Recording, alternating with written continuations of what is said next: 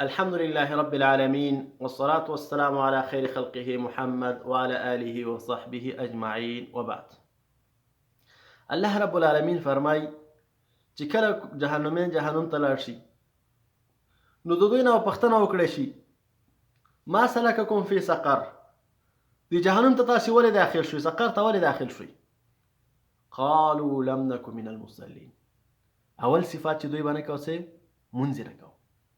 اول صفات د ټول نه مخکې چې دوی ذکر کوي دوی به وایي چې مونږ مونږ نه کاوه.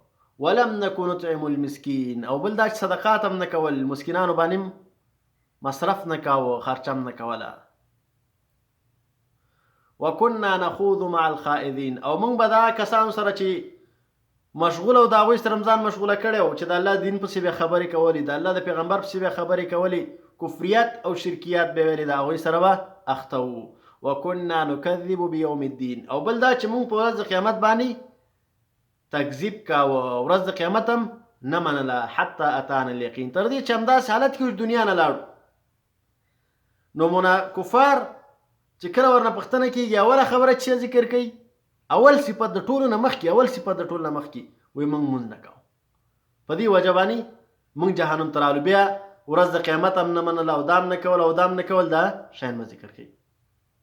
دغه رنګې رسول الله صلی الله علیه وسلم وایي ان العهد الذي بيننا وبينهم الصلاة فمن تركها فقد كفر.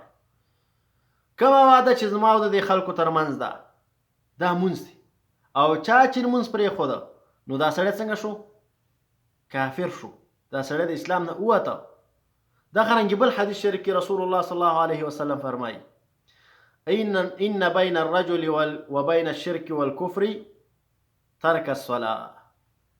د یو سړي ترمنځ او د هغه د شرک او کفر ترمنځ فرق په څه کې دی؟ په لمانځه پرېښودلو کې دی. چې لمونځ یې پرېښودو بیا د ده او د مشرک او د کافر ترمنځ فرق پاتې نه شو.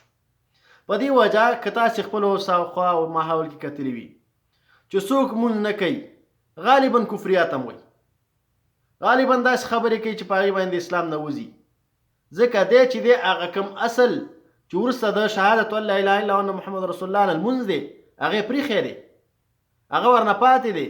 نو په دې وجه باندې داسې خبرې کوي او داسې اعمال کوي چې هغه اعمال د مسلمانانو اعمال نه وي. وصلى الله تعالى على خير خلقه محمد وعلى آله وصحبه أجمعين.